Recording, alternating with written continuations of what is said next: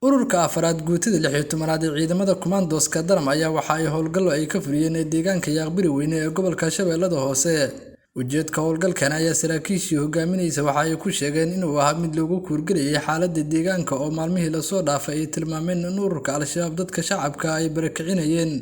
Ujeedka howlgalka ayaa saraakiishii hogaaminaysa waxa ay ku sheegeen inuu ahaa mid lagu kuurgeliyay xaaladda deegaanka oo ay tilmaameen in maalmihii la soo dhaafay ururka Al-Shabaab dadka shacabka ay ka barakicinayeen. Saraakiisha ayaa waxa kale oo ay tibaaxeen in intii uu socday howlgalka dhanka waaxda arrimaha bulshada ciidamada Commandos-ka Daram ay u fidiyeen dadka deegaanka Yaaqbiri Weyne kaalmo caawinaad ah kuwa oo ay sheegeen in ay haysatay xaalado bini'aadanimo.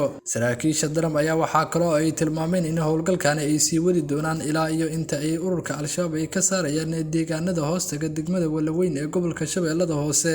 Maxamuud Cali Axmed, Maxamuud Musharraf, Nabad TV, magaalada Muqdisho.